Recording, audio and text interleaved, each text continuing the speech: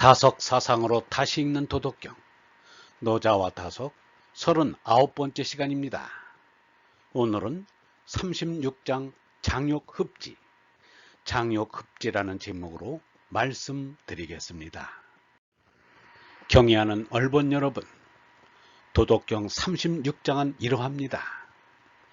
장욕흡지 필고장지, 장차 거둬들이고자 반드시 꼭 벌린다.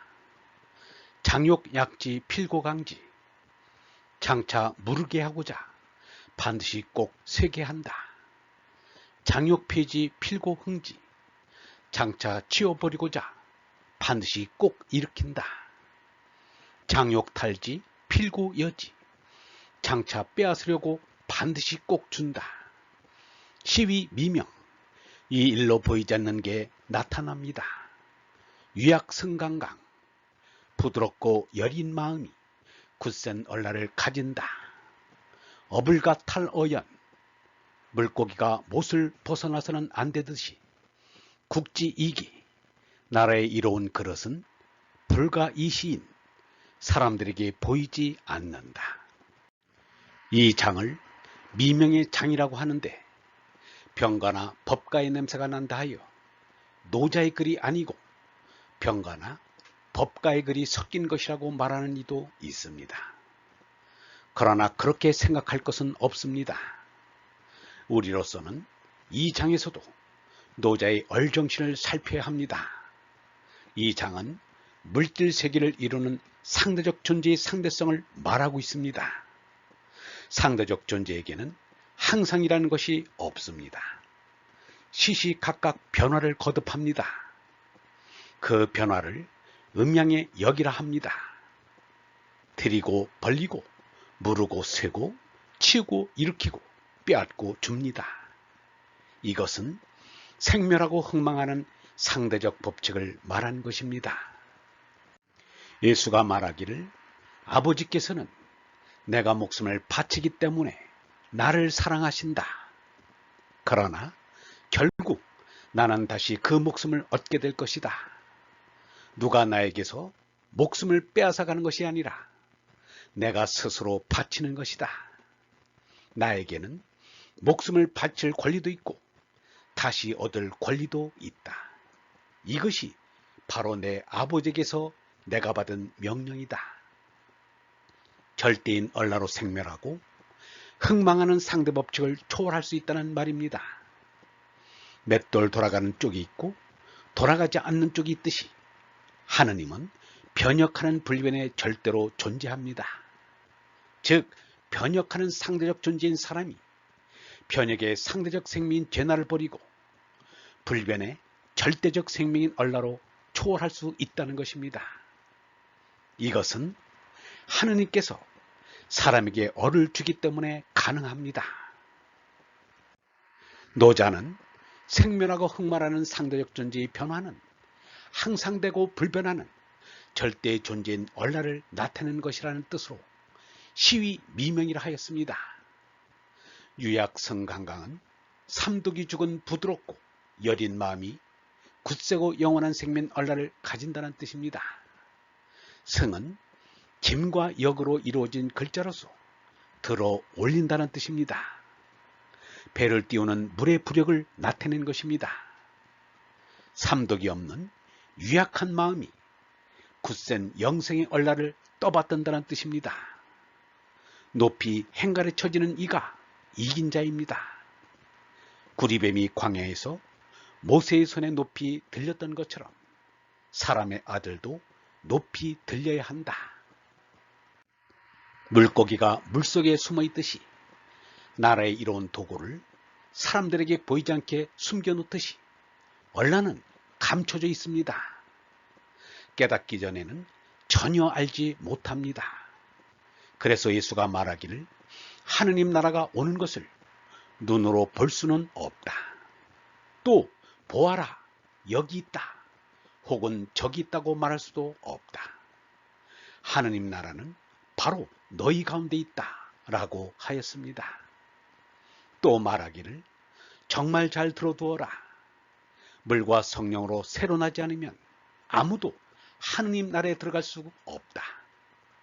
육에서 나온 것은 육이며 영에서 나온 것은 영이다. 새로 나야 된다는 내 말을 이상하게 생각하지 말라. 바람은 죄가 불고 싶은 대로 분다. 너는 그 소리를 듣고도 어디서 불어와서 어디로 가는지를 모른다. 성령으로 난 사람은 누구든지 이와 마찬가지다. 마하트마 간디도 노자와 같은 생각을 하였습니다. 세상은 서로 반대되는 것들로 가득 차 있다. 행복 뒤에는 슬픔이 있고 슬픔 뒤에는 행복이 있다. 햇빛이 있는 곳엔 그늘이 있고 빛이 있는 곳에 어둠이 있다. 출생이 있는 곳에 죽음이 있다. 무집착은 이렇게 서로 반대되는 것들에 영향을 받지 않는 것이다. 이들을 이겨내는 길은 이들을 없애버리는 것이 아니라 이들을 뛰어넘어 집착으로부터 완전히 자유로워지는 데 있다. 행복의 열쇠가 진리, 얼라를 숭상함에 있음을 알 수 있다. 유영무도 노자와 같은 생각을 하였습니다. 공자는 삶도 모르면서 어찌 죽음을 알리오라고 말하였다. 그러나 죽어서 마칠 때까지 죽음을 문제 삼지 않으면 아예 산다는 것이 무엇인지를 알 수 없다. 언제까지나 살 것처럼 굴지 말고 죽을 줄 모르는 어리석음에 빠지지 말아야 한다. 이 세상에 죽기 위해 나온 건데 그걸 뻔히 알면서 죽기는 왜 죽어 하고 잡아떼지만 그게 말이 되는가? 나는 죽은 맛 좀 보고 싶다. 그런데 그 죽은 맛을 보기 싫다는 게 뭔가? 이 몸은 내던지고 얼은 들려야 한다. 하늘에서 온 얼은 들리어 하늘에 올라가고 땅에서 온 몸은 땅에 떨어지는 것이다. 마침내는 하느님과 하나 된다. 하나로 돌아간다. 하나란 생사 유무를 떠난 얼생명이다. 곧 참나다. 똑똑히 참나가 있다는 것을 깨달아야 한다. 이 참나를 가르치는 것이 교육의 궁극적인 목적이 되어야 한다. 삶의 실현이라지만 삶의 실현이란 소위가 아니다. 죄 속의 얼생명을 세상에 나타내는 것이다. 사람이 생멸하고 흥망하는 상대 세계를 벗어날 수 있는 오직 한 길은 절대 존재인 하느님께서 주시는 얼을 받아 얼라를 참 생명으로 깨닫는 것입니다. 옛 인도 사람들은 얼라를 아트만이라고 이름하였습니다. 이는 석가의 다르마, 노자의 도, 공자의 덕, 예수의 푸념과 같습니다. 간디가 한들 가까이 두고 읽었으며 인도에서 제5 베다경이라 일컬어지는 바가바드 기타는 어레나인 아트만에 대하여 이렇게 말하였습니다. 그대는 알지어다. 이 모든 것 속에 두루 숨이 있는 얼라는 영원히 파멸되지 않는다는 것을, 그 어느 누구도 그 무엇으로도 얼라를 부서지게 할 수 없느니라. 이 몸뚱이는 죽어 없어지지만 이 몸속에 와 계시는 그 실제는 영원하며 불멸하여 무한이니라. 이 얼라는 태어남도 죽음도 없으며 시작도 소멸도 없으며 또 없이 있으면서 영원하다. 태초에 있던 그대로다. 그러므로 몸은 죽어 없어져도 이 얼라는 죽지 않는 것이다. 이 얼라가 영원 불멸하여 생사를 초월해 있다는 것을 안다면 누가 누구를 죽인단 말이며 또 누가 누구에게 죽임을 당한다는 것이냐. 어레나를 깨달은 사람을 우리는 가깝게는 마하트마 간디에게서 봅니다. 로망롤랑은 마하트마 간디에 대하여 이렇게 말하였습니다. 마하트마 간디는 어린이처럼 단순하고 저기에 대해서조차 온화하고 정중하며 맑고 깨끗하고 지성이 넘치는 사람이다.